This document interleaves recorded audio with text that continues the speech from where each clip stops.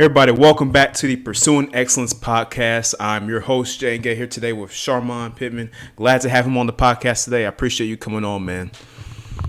Absolutely. Happy to Thank, be here. of course, man. It's been a minute, but before we get started, please make sure you guys check us out here on YouTube, Spotify, wherever you get your favorite podcast. That's where we are at. So just check us out there, and we will get started. So, Charmon, tell us a little bit about yourself, man. So the audience can get to know who you are. I'm gonna give a short version. Okay.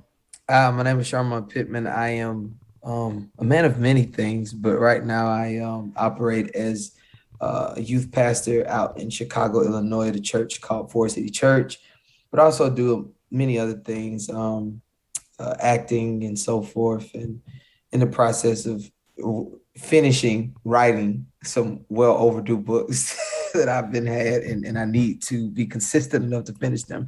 So wanting to step over into the author lane as well. So yeah, among other things, community engagement. I have a heart for the community mentorship programs, developing things like that to help inner city kids and so forth. So yeah, I do a lot of different stuff, but I keep it short and sweet. Yeah, I feel you, man. So you mentioned you're a youth pastor. One of your many attributes is you are a youth pastor. So talk about, man, how you got into that lane in life and what inspired you to pursue that path. To be honest, I've been involved in some capacity of leading youth since 15 years old. So I've been doing it for 13 years. Um, and how I got involved in it, I think just being called to it, people in ministry, growing up in the ministry, people just recognize your gifting and they recognize like, oh, hey, listen, God has called you to this. You hear that a lot, but I think for me, I've just always had a desire and passion for God's word and teaching others in whatever way I can. So earlier on, I kind of was like, oh, I kind of enjoy doing this. I kind of enjoy preaching and teaching. So from there, it just consistently grew. Before I got up here, as I got older, my brothers and sister and I started a nonprofit organization called Unlimited International, in which we had biweekly Bible studies. So I was the pastor, spiritual leader of that movement. And then in that season, God shifted and called me out to Forest City Church in Chicago, Illinois, and that's where I accepted the role as youth pastor. So that's what I do right now. I love youth. I love pouring into the youth. So it's a passion of mine, just helping God's people and learn more about Him, but also just how do biblical principles apply to everyday life, not just let's learn about God, but yeah, let's learn about how God impacts our everyday life because the gospel wasn't just for us to learn and consume certain things, but also for us to be able to live it out and be able to walk in the principles of what God has for us and the fullness thereof. Yeah, absolutely, man. I completely agree with you on that. It's his word, man. It applies to everyday life in ways that some ways we know and some ways we didn't know until we actually read and we Absolutely. start to understand. Like, okay, this is how this correlates with my life and things that I should be taking note upon.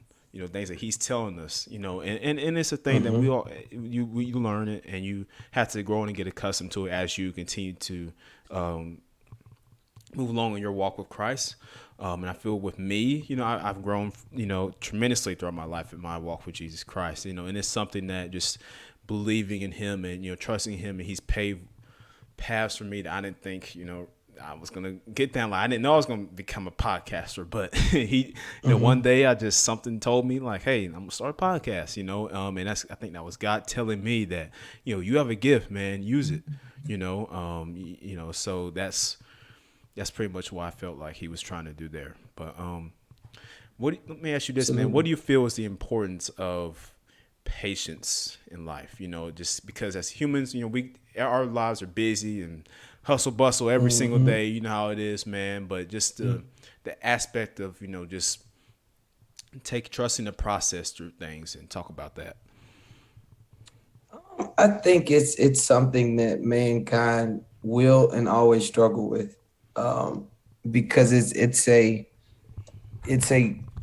interesting reality that what you want when you want it will not always happen when you want it to.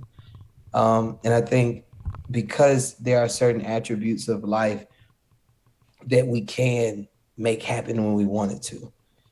If you are particularly, and I can speak to the Western world in the States here in America, we are very well privileged. Yes, there are some underprivileged individuals that live amongst us, but in the grand scheme of things, like if you're hungry right now and a restaurant is taking too long, you can simply say, okay, you're taking too long. I'm going to go down the street or go across the street or next door and get something that's quicker.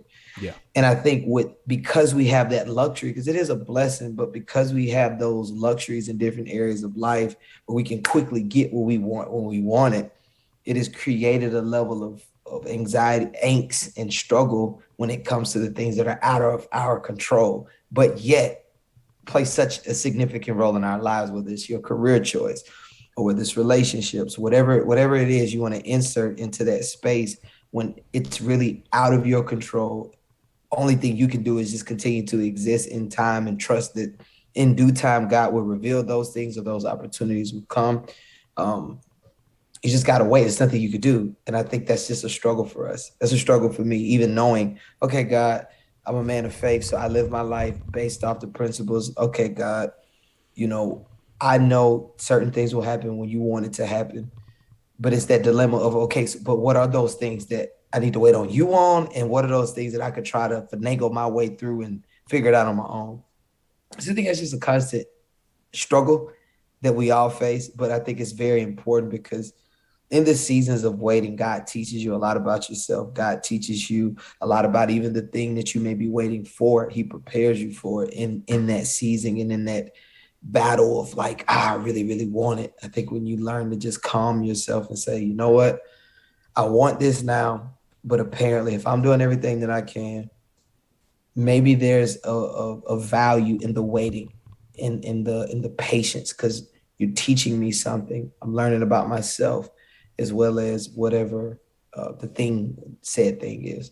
Yeah, yeah, and a part of that, has to be, it could deal with seeing other people get certain things that you're trying to get, and they might Oh get yeah, it that's real. at a faster rate than That's you real. are, and you're That's like, real. man, he got that in the car, Yeah. man. I wanted that, like it's something Yeah. that we struggle, like you said, we all struggle with it, and it's hard, just continue to fight that urge, man, just to get impatient and angry because we want 100. things, yeah, quick, quick and easy. And, living in a society now where we, as you said, can get things, at a very fast and efficient pace. But there's some things also where, yeah, you're gonna have to wait, and you don't want to, but and then somebody else might achieve what you're aspiring for just quickly than you, more quickly than you are, and it makes you mad. And I think that also has to deal with conforming, trying not to conform to the culture, man. Just trying, be yourself, man. Like that's something I struggle with, and over time I've grown to, become myself more, try stop trying to be like everybody else. You Mm-hmm. can't do that, man. So tell me, what's your opinion on, as a world right now that do you believe that is a problem, that conforming to the culture right now is a problem for us? 100%. And before I want to kind of rewind just a little bit with what you said about just the patience of waiting. I think even to that point, and it kind of is a perfect segue, I believe, into what you just asked. Like when we think about how the lack of patience impacts our world, when you think about the farming industry, think about some of these industries that typically, when it comes to growing food and all of these different things, it has to go through a season. You don't just put a seed in the ground and just sprouts up. It takes time, requires patience, but you know that a seed is there, so in time it will grow, but it just takes time and patience. So because of our lack of patience, we have developed all of these things, genetically modified foods that grow instead of a year span, they grow in 5 months. But we don't recognize oftentimes the chemicals that are in those things that harm us. So I just think that can really begin to distort our view of what things should be. Even like when you said, it's like you can look at other people and it's like, but they got it. Why do I have to wait? Well, because you don't know at what point your seed was planted versus theirs. which then segues into the whole mindset of like conforming. Because now I feel like my process has been delayed. So I need to conform into whatever it is that you're doing. And it can cause us to lose our own self-identity. It can cause us to lose our own significance because I believe God has given us all our own uniqueness to give to this world. Just like they talk about fingerprints. Every person on the face of this earth has a different fingerprint. And there may be some instances where people have duplicates, but for the most part, everybody has different fingerprints. Yeah. And it's significant in that way because when you leave your mark on something, it will clearly be identified that that was you. And conforming, I believe it takes your thumbprint away. It takes that unique design that God created you in, and everybody's begin to look the same. So nobody's really different because we're all trying to conform into this one thing because, oh, this is normal. This is the way we have to go. This is the way we have to go about it. If you want to be successful, you got to do it this way. If you want to be cool or if you want to get this, you got to do it this way. And that's not how God works. We all have our own individual process that takes time and patience to develop and grow. Because a lot of times you see this in society, people get success quick, but then you also see the repercussions of that because you can't handle it. You didn't go through the growing pains to teach you how to have money management. So when the money start coming in, you're not losing it or you're not blowing your account or you don't, you understand how to navigate certain spaces and not get sucked into all of these different things. So yeah. Yeah, you said it there, man. Like, I mean, just you have to know your self worth. You have to know, know and trust in who God has made you to be. And yeah, I mean, yeah, it's so hard at times because you see certain things, certain people that look a certain way, or they may have a certain thing. You want those things, but it's just trusting in His timing and His patience. Because if you are if you're quick to rush into things, most of the time, and if you're not ready for it, it's not going to end up well. 100%. And so, 100%. and so you've got to be able to take the time and put the dedication and work into whatever you are aspiring to do or get, and eventually, God's going to reward you when that time is good, when the time is ready for you to come and achieve what you're trying to achieve. And for me, it's especially growing up in this specific generation that we are in right now. Kids in my generation, my age, the way the world has just grown, and like it's certain things now, and you have to do this, like you said, you have to do this to be successful, or you have to, have this to get these certain things, or to attract these certain people, or those things like that, right? Yeah. It's like the typical cliche high school setup, right? Or like it's like you got the three tiers of people, right? You got your popular, senior, Mm-hmm. medium people, then your nerds, right? No, like Mm-hmm. I mean, I don't see why society sets things up that way. I mean, what you know what I'm saying? Like, what are your thoughts on that, man? I think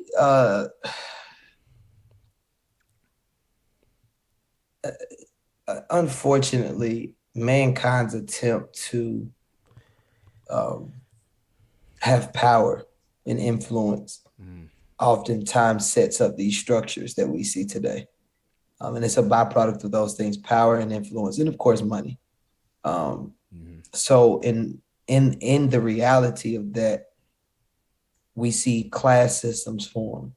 We see cliques form out of that because the goal is to separate, like, oh, I'm different. I'm a part of the cool kids.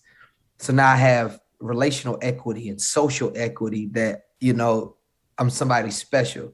I'm different from those groups of people. And you see, I mean, you see this throughout mankind. You see this from ancient civilizations to today. Celebrities. A celebrity is no different than anybody else walking on the side of the street. It's just so happens that we have deemed them as someone of significance. And you and for some people, no disrespect to anybody, make your money. I respect the hustle. But some people that even we deem as famous or a celebrity, it's like, what do they even do? They're just famous. They don't own a business, they don't have a talent, like as far as like they don't sing, they don't, some people are just famous by guilty by association. So I just think because our world is structured like that, then you create those type of class systems and those groups and cliques. And like you said, in high school, I think you see the perfect example of those things because you got your nerds here, and within the nerds, there, guess what? There's still a hierarchy within that. Because if you know, you may not know the I don't know the nerdiest term. It's like you're not like us. Or if you got the popular kids, if you're not pulling up in the new Porsche, you pulling up in last year's Porsche, guess what? You're still a popular kid, but you're not like so and so because they just got the new one. So even within those systems, there is still like a hierarchy. And I just think it's just a way to keep people divided and make people feel better about themselves while looking down upon someone else.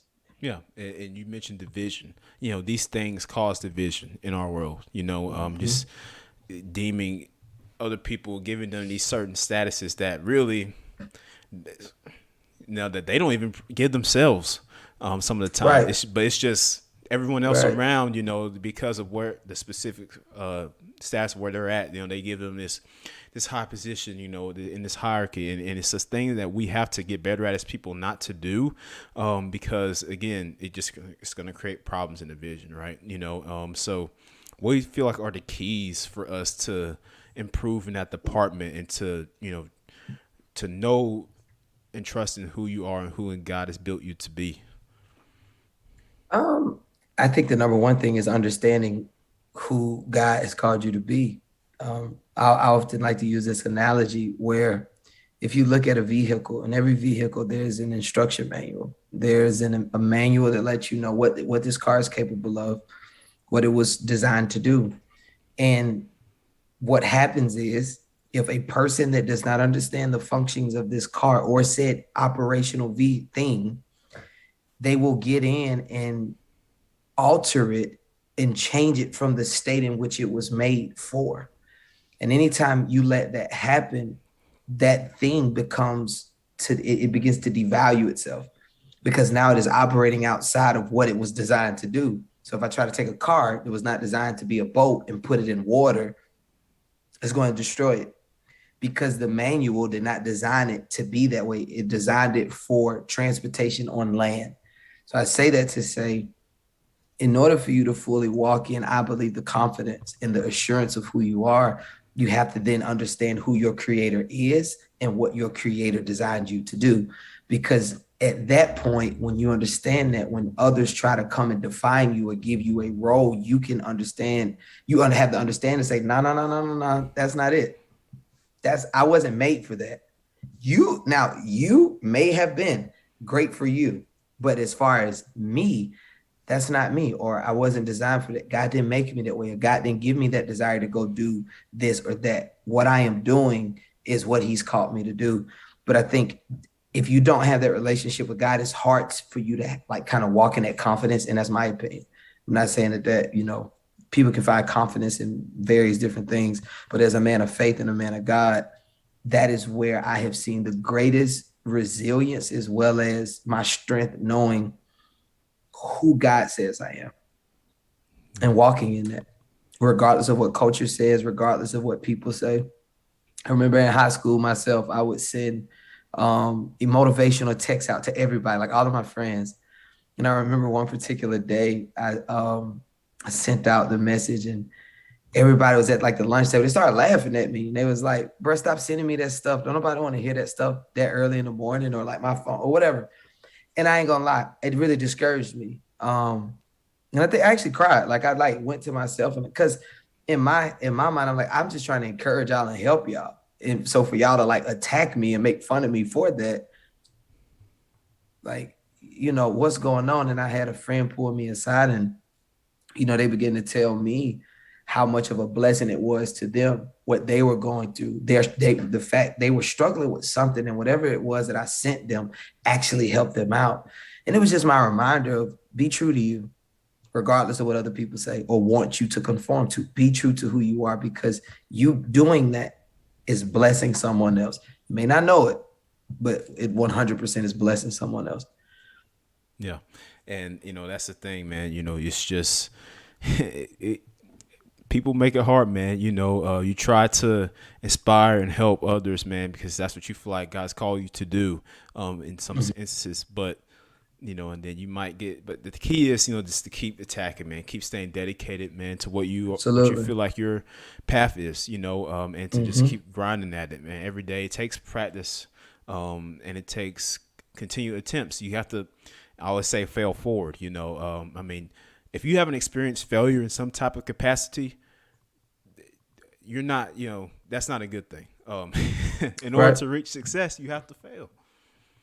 Absolutely. Yeah, I mean, it's the truth. We don't want to. We want to have that perfect path to success. The easy way. But the truth is, in life, nothing is going to be easy at all, and nothing's going to be given to you.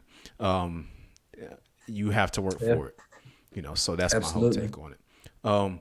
But last thing I want to ask you, man, here before we get off, Charmon, is what advice would you give to, kids my age, like maybe second or first year of college, getting starting to transition into that phase of adulthood, that first phase of adulthood, young adults, as we continue to try to find our niche in this world and our what we feel like our purpose is going to be. What advice would I give? Explore. Explore. I think at when you're trying to figure out life, especially if you're searching, if you're still searching. For some people, they have already connected with it. They're running their course, and it's like I got it. But if you Right. don't find yourself there, I would say continue to explore. Continue to search for the things that you desire. Search for the things that fulfill you. Try new things, try different things. I was actually having a conversation with the family member she's younger, and it was a group of people talking actually, and there was an older lady that had so much wisdom. It really, as I'm listening to her, it blessed me. She said, "Baby, you don't know what you will like until you really give it a shot, and you have to spend time with it." She said, "You're young. It's normal not to know what you want to do, but you can't try something out for a week or two and then say just because you don't like it or feel like you like it and think that, you know what I'm saying, like you're going to get the fullness of what that thing could have brought you. Spend some time doing it, whether it's 6 months or whether you give yourself a particular time frame. Say, you know what, I don't know if I like this or not, but I also don't know what I want to do. So let me test this out, like that, which is why to the point of like even you doing what you're doing with the podcast, like I commend those who have or like say, hey, I don't know what this will be. I've never done it before. I'm trying it, but let's see if I like it. And I think in those things and trying the things, you can unlock your passion, which then I believe oftentimes leads you to your purpose. You begin to say, you know what, I'm good at this. Let me hone this skill and let me figure out how to make myself better at what it is I'm doing. And I think those are the ways that you get to that journey on that road to success and finding what it is you like. But I think it comes through exploration, trying new things, opening your mind to new things, not being confined to your little world. Open your eyes to the world that's around you. Have conversations with people from different backgrounds from yourself. I think that is something that we don't do enough of is exposure. That's why I say exploring.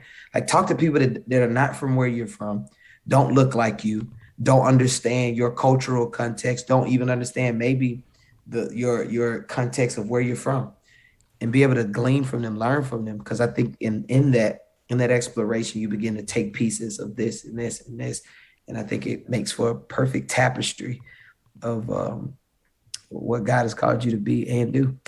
Yeah. Yeah, exposure. That's big. Because we tend to, it's habit just to be around or talk to and associate ourselves with people that look like us or maybe talk like us or from the same background as us, right? But it's the idea of actually getting out of your comfort zone, which is what we don't Mm-hmm. like to hear, what we don't want Mm-hmm. to do. But if you get out your comfort zone, and meet others and explore different things, yeah, I like what you said. Yeah, it'll open you up, and it just the world likes to confine us to specific things. We have to venture outside of that, Correct. and that's just a big thing that I feel. But Sherman, I thank you for your time, man, coming on and and sharing with us, your thoughts, your opinions, man. And I appreciate your time again, bro. Thank you. Absolutely. Now, before we go, I got a question for you. See, Okay. I'm going Flip the now I'm gonna script. put you Okay. on the spot. So get ready. Finna flip the script on you. Okay. But I want to hear your heart. Tell me if a person were to ask you, what do you want your platform to be known for? You say my platform. Your platform, Um, like with your podcast or the purpose, your platform or your purpose of like, what do you want it to be like? You want uh, people to say about, yeah. the main thing is, for well, I'll say the podcast, the platform is for to inspire others, man, and to, people specifically, people like me, who may, have gone through some times where they, not sure, they're, on the fence about things, or, like they don't sure if man, well, maybe if I do this, or should they, like me, or that, or just things like that. I just want everybody to know that you are special the way that you have been created, and no matter how you feel that happened, no matter what, regardless, you have been created for a purpose, and you have to Absolutely. understand that. You have to stay true to yourself. I want people to understand that, don't listen to what other people say. You do what you do. There's a process to everything, and every process at the end has a result. It's going to take, you're going to go through failures, you're going to go through tribulations and trials, and it's just, are you going to push through it and fail forward, or are you going to give up and lie down? And that's the thing. I want my platform to be known for it to motivate and inspire others um, to achieve what they want to achieve in life. Well said. I believe in you. I support you. And I pray my prayers that every single thing that you said comes to pass, because one of the biggest things we can do is inspire others and give hope to a people who are hopeless. So continue to do that. I'm in full support of you. Any way I can help you, you got me. Thanks, man. I appreciate your time. And Absolutely. is there anything you want to say to the viewers before we head out here, man? Support, share, support, and share. When we listen to things, I just posted this on social media a couple of days ago. Support equals action. A lot of times we say we support people, but there's no action behind it. Support, when you see somebody doing something positive like you're doing, let people know about it, in whatever way you can. And support looks different, but whatever action that it is, let it be an action. Yeah. um, because it's not enough of of people that I think, at least my opinion is, that do that are selfless enough to want to do the very things that you said that you do. And we got so many platforms with so much negativity, so much bad stuff that we shed light to. So you have someone that's young like yourself trying to be a positive light in this dark world. Support, share, and whatever. Like I said, whatever way I can help you, um, you got my support. And to the viewers, support. Yes, sir. Well, yes, sir, Charmon. Well said, brother. Thanks again for your time, bro. And we'll be talking with you, man. All right. All right, man. Love. Yes, sir.